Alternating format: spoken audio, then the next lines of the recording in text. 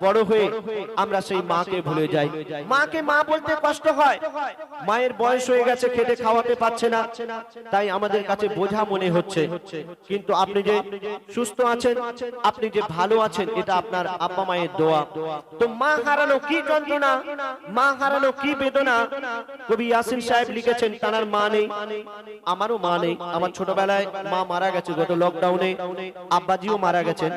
আপনারা দোয়া করবেন আল্লাহ পাক যেন জান্নাত নসিব করেন। তো মা হারানো কি যন্ত্রণা, মা হারানো কি বেদনা, কবি লিখছে শুনুন। আমি অনুরোধ করব আমার মায়েদের কাছে এবং আমার দাদা ভাইদের কাছে, এই গজলটি আপনারা একটু মন দিয়ে শুনবেন, ওঠাউঠি করবেন না। অনেকক্ষণ বসে আছেন, বুঝতে পারছি কষ্ট হচ্ছে, 5 থেকে 6 মিনিট সময় নেব, অন্য গজলের সময় যাবেন, আমি কিছু বলবো না। এই গজলটি একটু শুনে যাবেন, কেন সত্যি বলতে এই গজলটি আমার গাইতে খুবই কষ্ট হয়, আর যদি আপনারা না শোনেন তার থেকে বেশি কষ্ট হবে। তাই অনুরোধ করব 5 থেকে 6 মিনিট একটু আমার সময় দেবেন। বলছে শুনুন। হারিয়ে সেদিন আজ কাঁদছিন সেদিন, হারিয়ে সেদিন আজ কাঁদছিন সেদিন, ঝরছে পানি দুটি চোখেতে। হারিয়ে সেদিন আজ কাঁদছিন সেদিন, ঝরছে পানি দুটি চোখেতে। আমার মায়ের চাঁদ মুখটা মনে পড়ে, আমার মায়ের চাঁদ মুখটা মনে পড়ে, আর বুকটা ফেটে যায় দুঃখেতে। হারিয়ে সেদিন আজ কাঁদছিন সেদিন, হারিয়ে সেদিন আজ কাঁদছিন সেদিন, ঝরছে পানি দুটি চোখেতে। আমার মায়ের চাঁদ মুখটা মনে পড়ে, আমার মায়ের চাঁদ মুখটা মনে পড়ে, আর বুকটা ফেটে যায় দুঃখেতে। হারিয়ে সেদিন আজ কাঁদছিন সেদিন। মা জননীর সমান বন্ধু হয়নি কেহ আর হবে না, মায়ের বিকল্প নেই এ জগতে, পাইনি কেহ আর পাবে না। কেন? আপনার কাছে যতদিন ধন দৌলত টাকা পয়সা থাকবে, আপনার বন্ধু বান্ধব আত্মীয় স্বজন থাকবে, আর টাকা পয়সা দৌলত যদি না থাকে, কোনো আত্মীয় স্বজন কোনো বন্ধু বান্ধব কেউ থাকবে না, সব ছেড়ে চলে যাবে। কিন্তু আপনার মা ধন দৌলত টাকা পয়সা কিছুই দেখবে না, আপনাকে নিঃস্বার্থে সারা জীবন ভালোবেসে যাবে, এটাই হলো মা। তো বলছে শুনুন।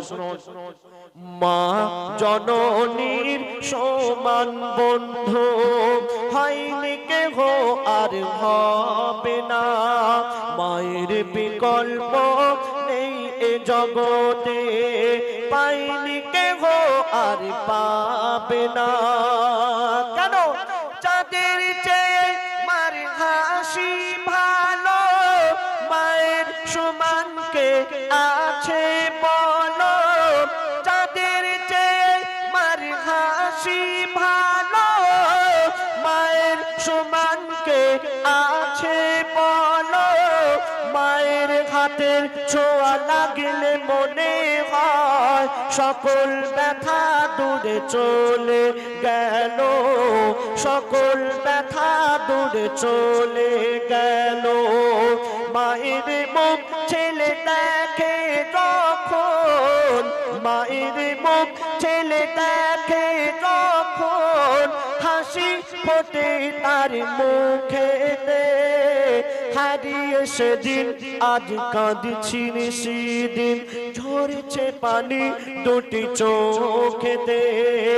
আমার মায়ের চাঁদ মুখটা মনে পড়ে, আমার মায়ের চাঁদ মুখটা মনে পড়ে, আর বুকটা ফেটে যায় দুঃখেতে। হারিয়ে সেদিন আজ কাঁদছিন সেদিন। তারপরে শুনুন, আমরা যতদিন এই দুনিয়াতে বেঁচে থাকবো, আমরা যদি সারা রাত জেগে আল্লাহর ইবাদত করি, আমাদের গায়ের চামড়া দিয়ে যদি মায়ের পায়ের জুতা বানিয়ে দেই, মাকে যদি কাঁধে করে নিয়ে হজ করিয়ে দেই, তবু মায়ের এক ফোঁটা দুধের ঋণ আমরা শোধ করতে পারবো না। কেন বলছে শুনুন, সারা জীবনে আসবে যত রাত, সারা জীবনে আসবে যত রাত, জেগে করো যদি সাধনা, মা জননীর এক রাতে দিন শোধ কোনো দিন হবে না। কেন? 10 মাস 10 দিন গর্ভে ধরে থেকেছে কত কষ্ট করে, 10 মাস 10 দিন গর্ভে ধরে থেকেছে কত কষ্ট করে, নিজে ঘুমায় না সারা সারা রাত, সময় চলে যায় অনাহারে, সময় চলে যায় অনাহারে, শুয়ে থাকে মা ভিজে বিছানায়। এই শীতের সময় মায়ের কাছে যদি ছোট্ট সন্তান থাকে আর সেই সন্তান যদি বিছানায় পেশাব করে দেয়, মা জননী কি করে? নিজে সেই ভিজে বিছানায় শুয়ে পড়ে, নিজের সন্তানকে শুতে দেয় না। কেন? আমার সন্তানের সর্দি কাশি জ্বর হবে, কষ্ট হবে, নিজেই সেই ভিজে বিছানায় শুয়ে পড়ে। তো বলছে শুনুন, শুয়ে থাকে মা ভিজে বিছানায়, শুয়ে থাকে মা ভিজে বিছানায়, শিশু ঘুমায় মার বুকেতে, হারিয়ে সেদিন আজ কাঁদছি সেদিন, ঝরছে পানি দুটি চোখেতে, আমার মায়ের চাঁদ মুখটা মনে পড়ে, আমার মায়ের চাঁদ মুখটা মনে পড়ে, আর বুকটা ফেটে যায় দুঃখেতে, হারিয়ে সেদিন আজ কাঁদছি সেদিন, হারিয়ে সেদিন আজ কাঁদছি সেদিন। মা জননী যতদিন বেঁচে ছিল মায়ের সেবা করার কথা মনে ছিল না, আর যখন মা জননী মারা গেল, কবর দিতে যাচ্ছে, আর সেই ছেলে নিজের ভুল বুঝতে পেরে কাঁদছে। আর কি বলছে শুনুন, আমরা দাঁত থাকতে দাঁতের মর্ম বুঝতে পারি না। তো বলছে শুনুন, বিনা চাকার ওই গাড়িতে চড়ে, বিনা চাকার গাড়ি বলতে খাটিয়া, বিনা চাকার ওই গাড়িতে চড়ে মা জননী বিদায় নিল, কবর দিতে গিয়ে চিন্তা করি আমি, কবর দিতে গিয়ে চিন্তা করি আমি, হায় রে আমার সব হারিয়ে গেল। কেন?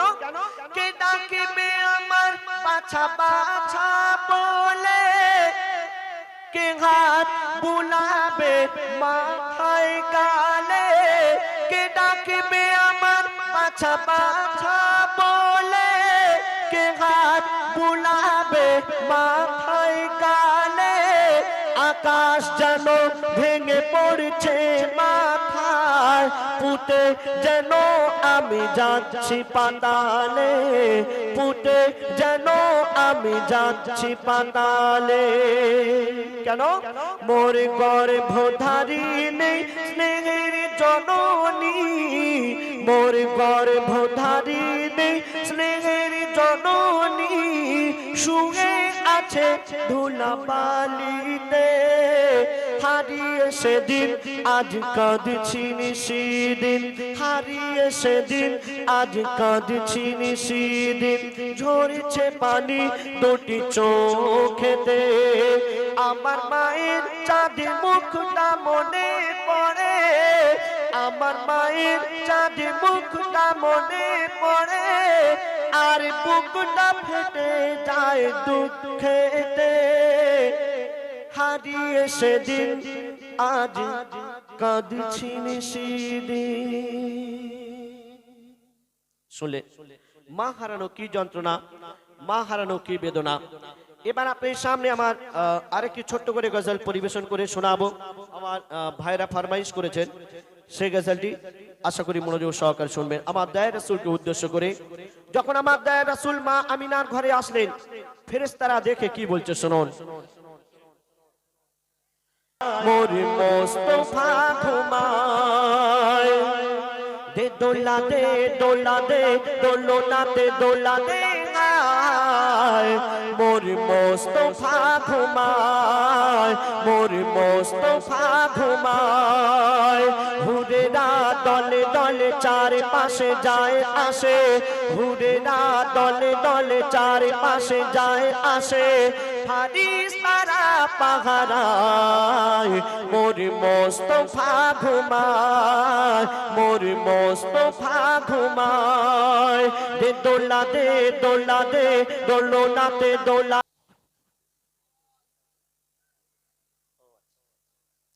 ধন্যবাদ। শুনলেন আমার ভাইরা ফরমাইশ করেছিলেন মাকে নিয়ে গজল গাইবার জন্য। হারিয়ে সেদিন আজ কাছেন সেদিন। ও আচ্ছা আচ্ছা, নাসির দা হারিয়ে সেদিন আজ কাছেন সেদিন। এই গজলটি শুনে আমার দাদা কিছু উপহার দিলেন। দাদা বলতে ভাগনা হবে, কেন মামা বলছে নাসির, নাসির আমার বন্ধু হয়। তো যাই হোক শোনালাম। এবার একটি ঘটনামূলক গজল পরিবেশন করে শোনাবো, জাহেলিয়াতের যুগের ঘটনা। আমার দয়ার রাসূল এই দুনিয়াতে আসার আগে আরবের বুকে জাহেলিয়াতের যুগ ছিল। আচ্ছা ঠিক আছে, জাহেলিয়াতের যুগের ঘটনা। আল্লাহ রাসূল এই দুনিয়াতে আসার আগে আরবের বুকে জাহেলিয়াতের যুগ ছিল। সেই জামানায় কি হতো, একটা মানুষ 3টে 4টে 5টা বিয়ে করত, যখন ইচ্ছা বিয়ে করত আবার তাকে তালাক দিয়ে দিত। এবং কোন স্ত্রীর স্বামী মারা গেলে সেই স্বামীর সঙ্গে স্ত্রীকেও পুড়িয়ে মেরে ফেলা হতো। এবং ছেলে সন্তান জন্ম হলে তারা মদ খেয়ে নাচানাচি করত, এবং মেয়ে সন্তান হলে তারা তাকে মাটিতে পুঁতে মেরে ফেলতো। এমনই একটি বর্বর মূর্খদের জামানা আমার দয়ার রাসূলকে পাঠালেন আল্লাহ পাক। আমার দয়ার রাসূল আসলেন, এসব কুকর্ম সব বন্ধ করে দিলেন। তো সেই ঘটনা আপনার সামনে তুলে ধরবো। আমার দাদা ভাইদের কাছে এবং মায়েদের কাছে অনুরোধ করব, ঘটনামূলক গজল একটু মন দিয়ে শুনতে হবে। যদি আপনারা ওঠাউঠি করেন তাহলে ঘটনা আপনারা কিছু বুঝতে পারবেন না। তো সেই ঘটনা আপনার সামনে আমি তুলে ধরছি, বলছে শুনুন। শোনো শোনো সবাই জাহেলিয়াতের যুগের ঘটনা, শোনো শোনো সবাই জাহেলিয়াতের যুগের ঘটনা। মানুষের শান্তি ছিল না, চলতো জগতে জুলুম অবিচার, চলতো জগতে জুলুম অবিচার। শোনো শোনো সবাই জাহেলিয়াতের যুগের ঘটনা, মানুষের শান্তি ছিল না, চলতো জগতে জুলুম অবিচার, চলতো জগতে জুলুম অবিচার। কি জুলুম চলতো সেই জামানায়, বলছে শুনুন। কোন পুরুষ মানুষ মারা গেলে সবাই জমা হতো, স্বামীর চিতায় জ্যান্ত বিধবাকে ফেলে দিত, স্বামীর চিতায় জ্যান্ত বিধবাকে ফেলে দিত। জন্মালে কারো ছেলে মদ খেয়ে নাচিত, আর মেয়ে হলে গর্ত খুলে তারে পুঁতে দিত। দিন ইসলাম প্রচার হলো, নবীজি করলো ঘোষণা, দিন ইসলাম প্রচার হলো, নবীজি করলো ঘোষণা। এ জুলুম চলতে দেব না, মর্যাদা খোদা দিয়েছে সবার, মর্যাদা খোদা দিয়েছে সবার। শোনো শোনো সবাই জাহেলিয়াতের যুগের ঘটনা, মানুষের শান্তি ছিল না, চলতো জগতে জুলুম অবিচার, চলতো জগতে জুলুম অবিচার। একদিন আমার দয়ার রাসূল তিনি সাহাবাদের নিয়ে বক্তব্য রাখছেন। কি বক্তব্য? কোন ব্যক্তির যদি মেয়ে সন্তান হয় আর সেই সন্তানকে ছোট থেকে বড় করলো, তাকে লেখাপড়া শিখিয়ে ভালো ঘরে বিয়ে দিয়ে দিল, সেই ব্যক্তি জান্নাতি হয়ে গেল। এই কথা শোনার পর আমার দয়ার রাসূলের একজন সাহাবা আবু দারদা নামে, তিনি এক সাইডে বসে বসে হাউ হাউ করে কাঁদছেন। কেন বলছে শুনুন। একদিন আমার দয়ার নবী, একদিন আমার দয়ার নবী মাহফিলে মিলাদ করে, সেজন ভাগ্যবান মেয়ে সন্তান রয়েছে যার ঘরে, সেজন ভাগ্যবান মেয়ে সন্তান রয়েছে যার ঘরে। এক সাহাবী মিলাদ শুনে কাঁদে গো অঝরে, এক সাহাবী মিলাদ শুনে কাঁদে গো অঝরে। মোর দয়ার নবী সান্ত্বনা দেয়, জিজ্ঞাসা তারে করে। মোর দয়ার নবী সান্ত্বনা দেয়, জিজ্ঞাসা তারে করে। ওই আবু দারদা বলে খোদা আমায় ছাড়বে না, ওই আবু দারদা বলে খোদা আমায় ছাড়বে না, করেছে আমি এমন গুনাহ, নবীজি বলেন আমার খুলে বলো না, নবীজি বলেন আমার খুলে বলো না। যখন আবু দারদা বললেন যে আমি এমন একটি পাপ করেছি, এমন একটি ভুল করেছি, আল্লাহ পাক মনে হয় আমাকে আর ক্ষমা করবেন না, আমার দয়ার রাসূল সেই আবু দারদাকে জিজ্ঞাসা করলেন, আবু দারদা তুমি এমন কি ভুল করেছো একটু আমাকে বলো। আবু দারদা বললেন, হে আমার রাসূল, আমি বিদেশে কাজে গিয়েছিলাম, আর কাজে যাওয়ার আগে আমি দেখে গিয়েছিলাম আমার স্ত্রী গর্ভবতী। যাওয়ার সময় আমার স্ত্রীকে আমি বলে গিয়েছিলাম, বিবি আমার যদি ছেলে সন্তান হয় তাহলে তুমি আমার কাছে খবর পাঠাবে, আর মেয়ে সন্তান হলে তুমি গলা টিপে মেরে ফেলবে। তারপরে কি ঘটনা ঘটছে শুনুন, একটু মন দিয়ে শুনবেন। আমার স্ত্রী যখন গর্ভবতী, আমি ছিলাম ওই সফরে, 5 বছর পরে ফিরে এলাম আমি আপন ঘরে, 5 বছর পরে ফিরে এলাম আমি আপন ঘরে।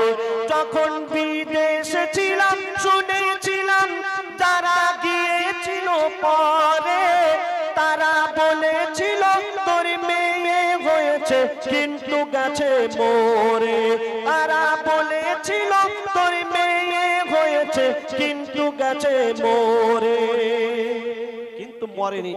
আবু দারদার স্ত্রী দেখলেন যে একটা চাঁদের মতো ফুটফুটে কন্যা সন্তান হয়েছে, কি করলেন, এক আত্মীয়র বাড়িতে পাঠিয়ে দিলেন নিজের মেয়েকে, আর স্বামীর কাছে খবর পাঠালেন যে আমার মেয়ে হয়েছিল কিন্তু মারা গেছে। আবু দারদা যখন শুনলো যাক মারা গেছে ভালো হয়েছে, কেন আমাকে সেই মেরে ফেলতে হতো, তার থেকে মারা গেছে ভালো হয়েছে, কিছু মনে করেনি। তারপর কি ঘটনা ঘটছে শুনুন। যখন বিদেশে ছিলাম শুনেছিলাম তারা গিয়েছিল পরে, তারা বলেছিল তোর মেয়ে হয়েছে কিন্তু গেছে মরে, তারা বলেছিল তোর মেয়ে হয়েছে কিন্তু গেছে মরে। আমার বউ তারে ওই লুকিয়ে রাখে, আমায় জানায় না, কখনো কিছুই শোনায় না, আমার বউ তারে ওই লুকিয়ে রাখে, আমায় জানায় না, কখনো কিছুই শোনায় না, মেয়েকে লুকিয়ে রাখে ভয়েতে আমার, মেয়েকে লুকিয়ে রাখে ভয়েতে আমার।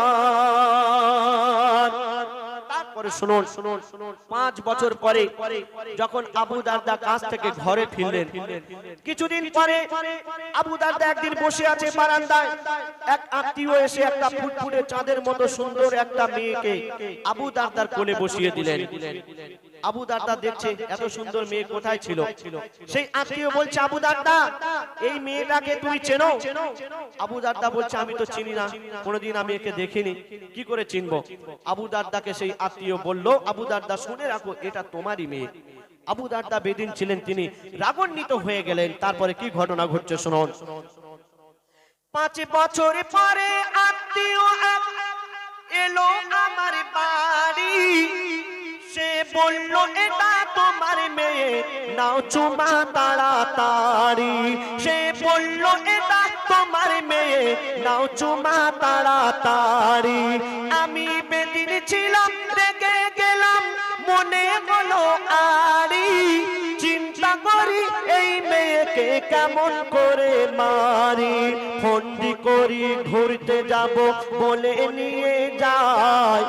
বিবিকে বলল, আবু দারদা মনে মনে ফন্দি করলো যে মেয়েকে যদি বলি যে মেরে ফেলবো, কোনোদিন আমার স্ত্রী আমার যেতে দেবে না। মনে মনে ফন্দি করলো, বিবিকে বলল, বিবি আমার এই সুন্দর মেয়েকে আমি ঘুরতে নিয়ে যাব, অনেকদিন পরে এসেছি তো, তুমি ভালো করে সাজিয়ে গুছিয়ে দাও, আমার মেয়েকে আমি ঘুরতে নিয়ে যাব। আবু দারদার স্ত্রী খুশি হয়ে গেলেন, যাক আমার স্বামী মনে হয় ভালো হয়ে গেছে, আমার এই সুন্দর মেয়েকে দেখে মনে হয় মনটা গলে গেছে, তাই ভালো করে মেয়েকে সাজিয়ে গুছিয়ে আব্বার হাতে তুলে দিল। তারপর কি ঘটনা ঘটছে শুনুন। ফন্দি করি ঘুরতে যাব বলে নিয়ে যাই, গিয়ে এক নিরালায় দাঁড়াই, ওই মেয়ে বলে হাঁটবো কত আর, ওই মেয়ে বলে হাঁটবো কত আর। ফাঁকা মাঠ দিয়ে আবু দারদা মেয়েকে ঘুরতে নিয়ে যাচ্ছে, গরমের সময় বালি গরম হয়ে গেছে, মেয়ের পায়ে জুতা নেই, পা পুড়ে যাচ্ছে। আব্বা গো আমি আর কত হাঁটবো, আমি তো পাচ্ছি না, আর কত দূর যাব। আবু দারদা বললেন মেয়েকে, মা আর বেশি দূর নয়, এসে গেছে। কিছু দূর যাবার পর আবু দারদা এক জায়গায় দাঁড়িয়ে গেলেন, এক জায়গায় দাঁড়িয়ে গেলেন, সেখানে দাঁড়িয়ে তিনি বালি খুঁজছেন, বালি খুঁজছে। আবু দারদা মেয়ে দেখছে যে আমার আব্বা বালি খুঁজছে, আব্বাকে জিজ্ঞাসা করছে, আব্বা কি হারিয়ে গেছে তুমি খুঁজছো এখানে, বালি খুঁজছো? তারপর কি ঘটনা ঘটছে শুনুন। আমি গর্ত যখন খুলি তখন মেয়ে কয় আমাকে, কি হারিয়ে গেছে আব্বা তুমি খুঁজছো এই গর্ততে, কি হারিয়ে গেছে আব্বা তুমি খুঁজছো এই গর্ততে। ঝরছিল মোর গা থেকে ঘাম, সে মুছে দেয় দুহাতে। আবু দারদা বালি খুঁজছেন, গরমের সময় গা দিয়ে ঘাম টপ টপ টপ টপ করে ঝরে পড়ছে। মেয়ে দেখছে যে আমার আব্বার গা দিয়ে ঘাম ঝরে যাচ্ছে, আমার আব্বা আমাকে ঘুরতে নিয়ে যাচ্ছে, আর আমার আব্বার গা দিয়ে ঘাম ঝরে যাচ্ছে। মেয়ে তো আব্বাকে বেশি ভালোবাসে, মেয়েরা আব্বার গা দিয়ে ঘাম ঝরছে দেখে নিজের কাপড় দিয়ে আব্বার মুখখানা মুছিয়ে দিচ্ছে। আহা দেখুন, সেই মেয়ে জানতো না, মাসুম বাচ্চা, যে আমাকে কিছুক্ষণের মধ্যে মেরে ফেলা হবে। আব্বা বালি খুঁজছে, মেয়ে সহযোগিতা করছে, আব্বা বালি তুলছে, মেয়েও তুলছে, মেয়ে জানে না যে আমাকে মেরে ফেলবে। তারপর কি ঘটনা ঘটছে শুনুন। ঝরছিল মোর গা থেকে ঘাম, সে মুছে দেয় দুহাতে। আমি গর্ত খুলি মোর মেয়ে বালি তোলে সাথে সাথে, আমি গর্ত খুলি মোর মেয়ে বালি তোলে সাথে সাথে। তারে ফেলে দেব মেরে দেব, সে বুঝতে পারে না, বিশ্বাস করে না, আমি দি ফেলে আর তারে তুলি না, আমি দি ফেলে আর তারে তুলি না। আবু দারদা তিনি বেদিন ছিলেন, সেই মেয়েকে বালিতে পুঁতে মেরে ফেললো। বালিতে যখন চাপা দিল, সেই বালির ভিতর থেকেও আব্বা আব্বা আব্বা, আব্বাকে আমাকে আব্বা আমাকে আর মেরো না, আব্বা আমাকে আর মেরো না, এই কথা শোনার পর আমার দয়া রাসূল তিনি কেঁদে ফেললেন। আবু দারদা বলছেন, হে আমার রাসূল, আমি তো বেদিন ছিলাম, আমি তো জানতাম না, আমি ভুল কাজ করে ফেলেছি, আমার কি ক্ষমা হবে না? আল্লাহ রাসূল বললেন, ক্ষমা হবে, তুমি আল্লাহর কাছে তওবা করে নাও, কিন্তু যতদিন বেঁচে থাকবে আমার সামনে আর আসবে না। কেন? তুমি এমন একটি পাপ কাজ করেছো, ভুল কাজ করেছো, যদি আমার সামনে আসো তাহলে এই কথা আমার মনে পড়বে, আর আমার রাগ হবে, আর আমার রাগ হলে আল্লাহর রাগ হয়ে যাবে, তাই তুমি তওবা করে নাও, আর আমার চোখের সামনে দিয়ে তুমি চলে যাও। তারপর কি ঘটনা ঘটছে শুনুন। মোর দয়ার নবী সব শুনে আর কেঁদে কেঁদে বলে, খোদা করতে পারে ক্ষমা তুমি তওবা করে নিলে, খোদা করতে পারে ক্ষমা তুমি তওবা করে নিলে। ওই আবু দারদা মাথা ঠুকে খুন ঝরে যায় ইয়াসিন বলে কি হতো দিন ইসলাম না আসিলে মোর দয়ার নবী বারে বারে করলো ঘোষণা মোর দয়ার নবী বারে বারে করলো ঘোষণা মেয়েকে বোঝাবে মোনা মোর দয়ার নবী বারে বারে করলো ঘোষণা মেয়েকে বোঝাবে মোনা মেয়ে হোক বা ছেলে আমানত খোদার মেয়ে হোক বা ছেলে আমানত খোদার শুনলেন সত্য ঘটনা বাস্তব ঘটনা আমরা অনেকে আছি এখনো পর্যন্ত মায়েদেরকে সম্মান করি না বিশেষ করে কারো যদি মেয়ে হয় অনেক স্বামী আছে রাগান্বিত হয়ে যায় স্ত্রীকে বড় ছোট কথা বলে বাপের বাড়ি পাঠিয়ে দেয় কেন আমার মেয়ে হয়েছে একে বড় করতে হবে লেখাপড়া শেখাতে হবে বিয়ে দিতে হবে কত খরচা তাই স্ত্রীর উপরে অত্যাচার করে বাপের বাড়ি পাঠিয়ে দেয় কত উল্টো পাল্টা বলে কিন্তু না আপনার মেয়ে হয়েছে মানে আপনাকে আল্লাহ পাক ভালোবাসেন আপনার ঘরে রহমত দান করেছেন তাই অনুরোধ করব মা বোনেদের সম্মান করবেন আমার দয়ার রাসূল বলে গেছেন